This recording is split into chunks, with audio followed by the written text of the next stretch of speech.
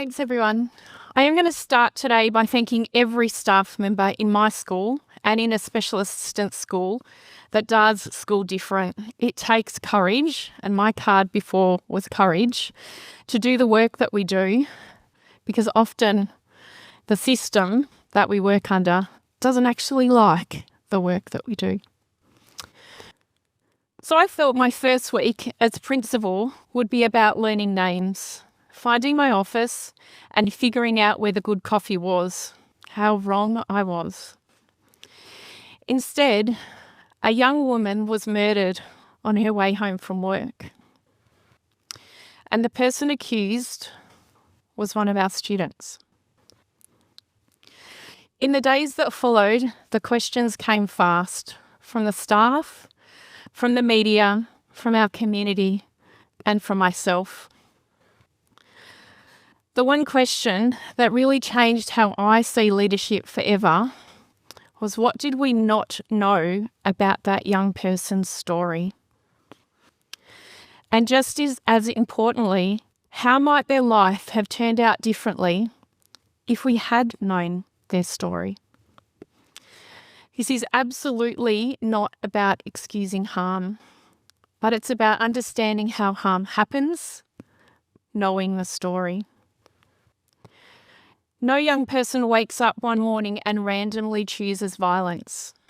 That decision is shaped over years by trauma left untreated, by disconnection, by systems that prioritise compliance over care, attendance over agency, rules over relationships. Picture a young person walking through your school gate. You can see them. They're carrying a backpack. But they're also carrying anxiety, trauma, food insecurity, housing insecurity, and the couch that they slept on last night was not their own.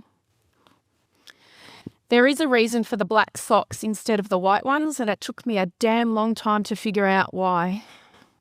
There is a reason they don't have a blazer on, and it's not because they just don't want to wear one. There is always a reason. If we miss even the smallest detail of their story, we might miss the moment where we can help to change their future forever.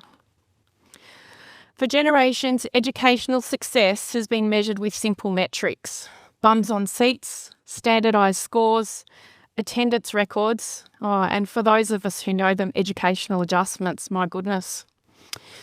They're easy to count and they're easy to tick off, but they don't tell us who a student really is. They don't tell us what they're carrying, they don't tell us what they've survived, and they definitely do not tell us what they are capable of. Because what a young person becomes is shaped so much less by numbers and labels, and so much more by whether they feel safe, whether they have agency, and whether equity is real. It's a cold morning in Melbourne. We get lots of them. As I pull into the school car park, I see her. A young woman sitting alone on the concrete. Dark hoodie, shoulders hunched, hands tucked into sleeves. She's early, and that's something different for her, but she's not coming in. This is Natasha. She stares at the ground like she's bracing herself for something. When Natasha arrived at our school, she was already convinced that school wasn't for her and that she couldn't learn. Her attendance at her previous school sat way below 30%, and we know how systems love to count attendance. But that number didn't tell Natasha's real story. It didn't capture the racing thoughts, the anxiety that made walking into the classroom feel unbearable for her, the loneliness, the depression. Natasha has ADHD, but she wasn't supported to understand it. She was punished for it. But we did something different. We started by listening. We started by understanding the story of the student.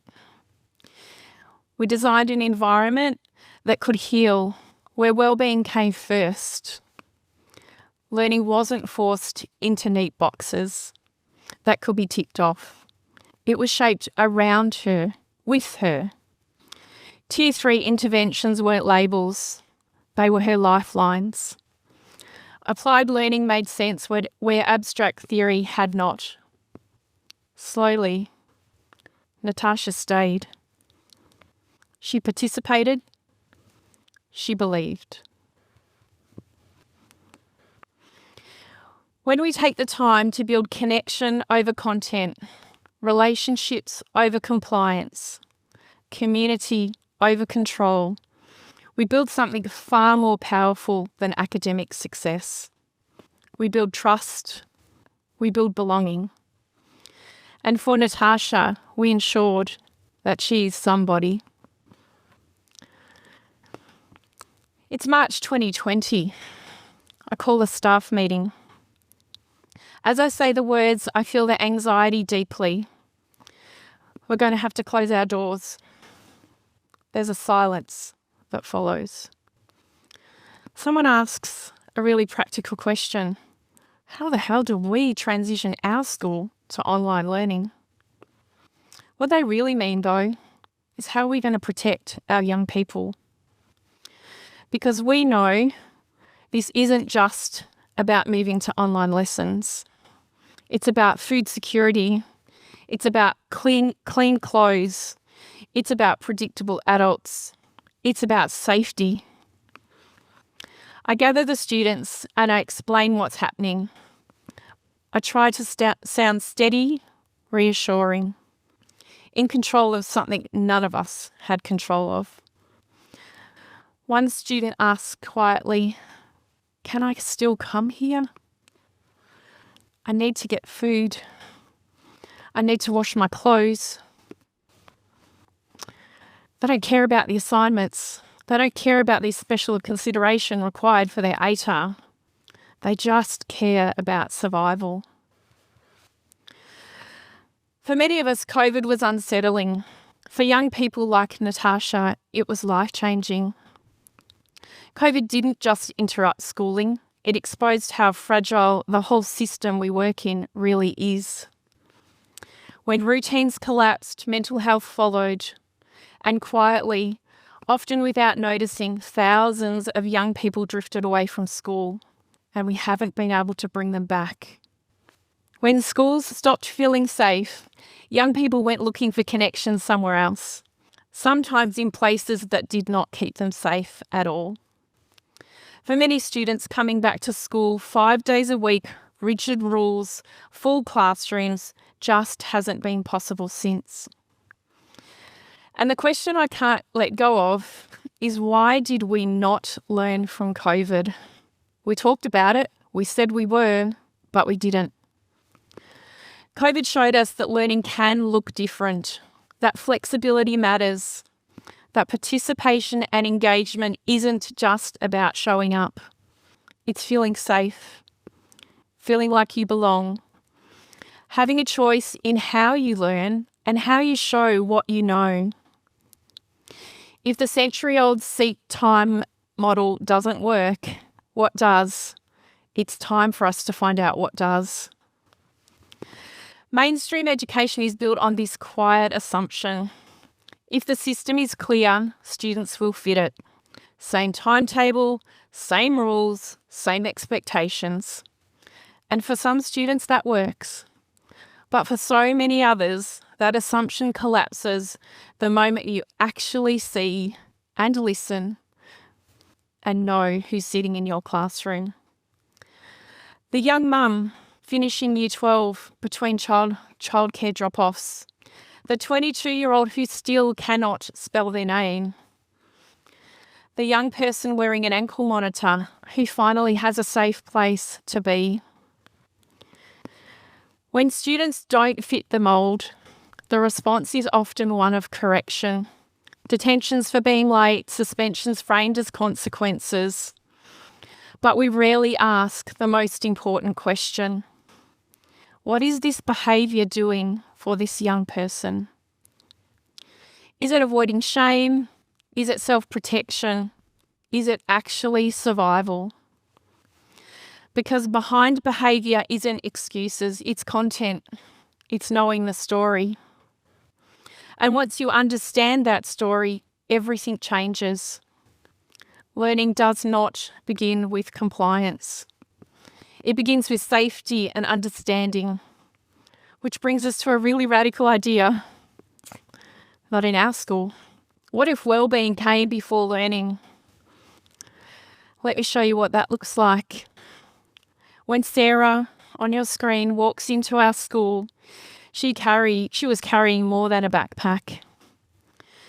She carries PTSD, borderline personality disorder, the instability of homelessness. She scans the room for exits. Her nervous system is on high alert. School has never meant safety. It's meant survival.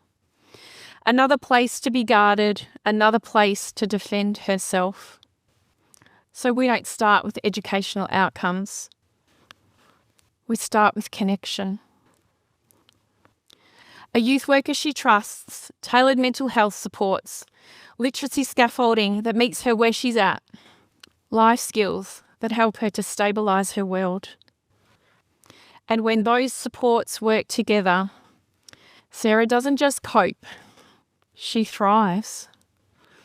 Academically, personally, and as a young person who can finally imagine a future alive and with pathways. That's why we've built a school where wellbeing isn't an add-on, it's the foundation. It's the foundation of everything that we do. Teachers work alongside youth workers and psychologists. We remove the real barriers to learning. And when wellbeing comes first, young people don't just return to learning, they return to themselves. When we know the stories and when we truly understand them, something shifts. We stop creating systems of control and we start creating places of belonging. Young people re-engage, learning accelerates, wellbeing stabilises, futures open. Education alone won't change our world. But when wellbeing and learning work together, they change people, families, communities. The work doesn't begin with the answers. The work begins with listening to the stories, the messy ones, the uncomfortable ones, the ones that you're going to take home at night and remember forever. When we truly listen, when we stop seeing young people as problems to be fixed and start seeing them as humans to be understood, from that place, a different system of education becomes possible. Systems that heal as they teach, that create safety before they demand resilience.